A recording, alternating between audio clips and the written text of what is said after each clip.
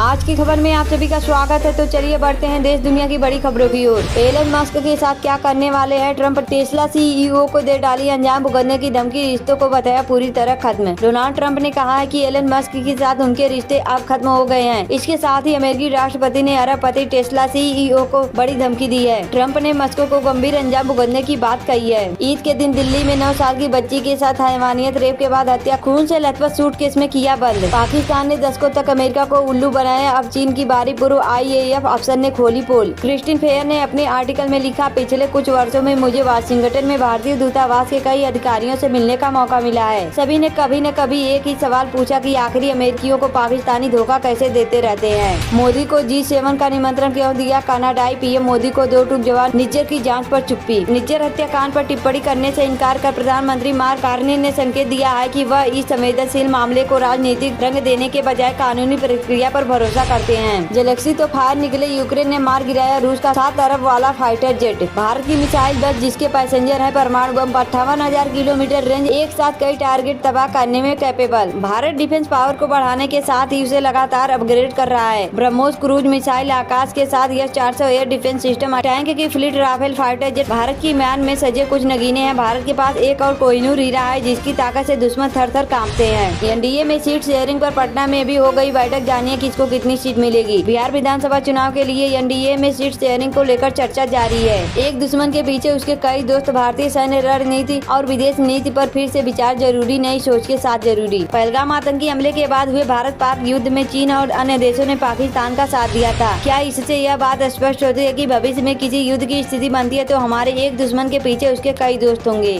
British विदेश मंत्री से बातचीत के दौरान S जयशंकर ने दिया खास संदेश, इशारों में दुनिया से कह दी बड़ी बात। भारत के विदेश मंत्री S जयशंकर ने ब्रिटिश विदेश मंत्री डेविड लेमी से मुलाकात में आतंकवाद के खिलाफ जीरो टॉलरेंस की नीति पर जोर दिया। उन्होंने आतंकवाद के खिलाफ ब्रिटेन के समर्थन को सराहा और वैश्विक समुदाय को एक खास संदेश दिया। PM मोदी ने कश्मीर को दी चिनाब ब्रिज और वंदे भारत की सौगात तो तिलमिला उठा पाकिस्तान। पहलगाम आतंकी हमले को लेकर जारी कर दिया बयान। ऑपरेशन सिंदूर में तबाह हो F-16 F-17 Chinese air defence system और 12 एयरबेस। अब पाक को आई अमेरिका की याद। इन हथियारों के लिए गिड़गिड़ाने लगे बिलावल भुट्टो। सभी आतंकी मुसलमान हैं इसलिए पाकिस्तान से बात नहीं करेंगे। अमेरिका पहुंचे बिलावल भुट्टो, बक रहे अनाप शनाप। बिलावल भुट्टो जरदारी इन दिनों अमेरिका में पाकिस्तान के डेलीगेशन को लीड कर रहे हैं। इस दौरान उन्होंने भारत को लेकर कई बचकानी बातें कही है। भरतपुर में भयानक हादसा, कार में आग लगने से जिंदा जल गए सरकारी डॉक्टर। राजस्थान के भरतपुर में एक सरकारी डॉक्टर अपनी कार में जिंदा जल गए। डॉक्टर की कार अनियंत्रित होकर एक डायग्नोस्टिक सेंटर से जा टकराई। कार से धुआं निकलने लगा। कार दुकान में फंसे होने के कारण गेट नहीं खुल पाए और उसकी कार में ही जलकर मौत हो गई। कौन है माधवी लता, जिन्होंने 17 साल की मेहनत के बाद सच किया चिनाब पुल का सपना। बिहार में राहुल मोदी के दौरे जारी, विश्लेषकों ने बताया कि इसका गणित बिगाड़ेंगे चिराग पासवान। PM मोदी के खिलाफ टिप्पणी पर हाई कोर्ट सख्त, कहा भावनाओं की शर्त पर संवैधानिक पद की गरिमा से समझौता नहीं। रूस का दुश्मन है चीन, पुतिन के पीठ में खंजर भोंक रहे हैं जिनपिंग। रूसी खुफिया एजेंसी के दस्तावेजों से खुलासा। रूसी आंतरिक जासूसी एजेंसी